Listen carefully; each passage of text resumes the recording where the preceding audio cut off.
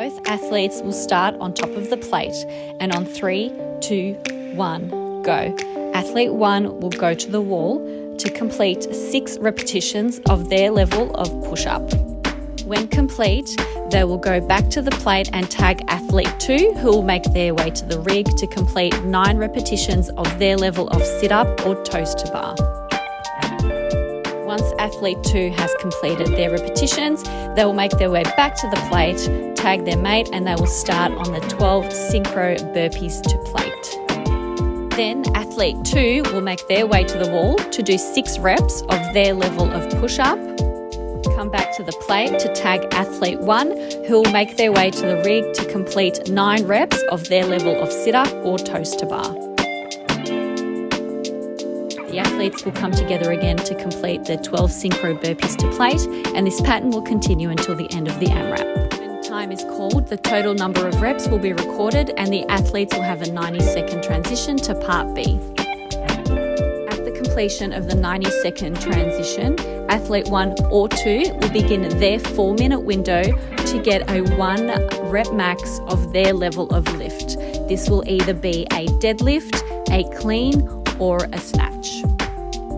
Athletes may help each other load the barbell, but only one athlete is lifting at a time in the 4-minute window. After the first 4 minutes, it will immediately go into the next 4 minutes for the second athlete to complete their 1 RM of their lift, whether it's a deadlift, clean, or snatch. At the end of each of the 4 minutes, the heaviest load lifted successfully will be recorded as the score.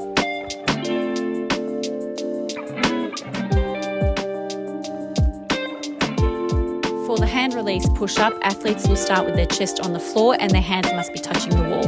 A straight body position must be maintained throughout the push-up. No snaking or pushing up from the knees is allowed. Athletes must come back to the floor each rep and their hands must touch the wall. They can touch with a full hand or with their fingertips. This is the level 1 progression. In the kipping handstand push-up, the athlete will start with their arms extended, descend until the head touches the ground, kip up into the handstand, and the rep will be complete at full arm extension with a straight line of the body.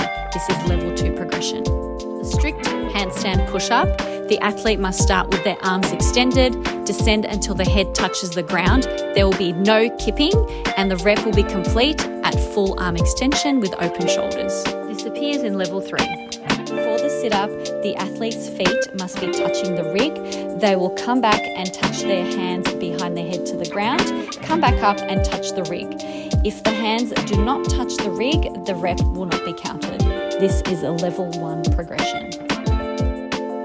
For the V-up, the athlete will start with their hands touching the ground above their head and their feet also on the ground. The rep is credited when hands touch both feet at the same time. This is a level 2 progression. For the toes to bar, the athlete will start hanging from the rig with their arms extended. They will then have both feet make contact with the bar for the rep to count. The feet must come back behind the athlete at the bottom of each rep. This is a level 3 progression. For the synchro burpee, the chest must touch the floor at the same time and both feet of both athletes on the plate. For the deadlift, a successful rep will be when the athlete is at full hip and knee extension at the top of the rep. This is the level 1 lift. For the clean, a squat clean or a power clean is permitted. The rep will be successful when the athlete stands tall and fully extends their hips and knees at the top of the rep. This is the level 2 progression. For the snatch, a power or squat snatch is permitted. The rep is complete when the arms are fully locked out above the athlete's heads and the hips and knees are fully extended.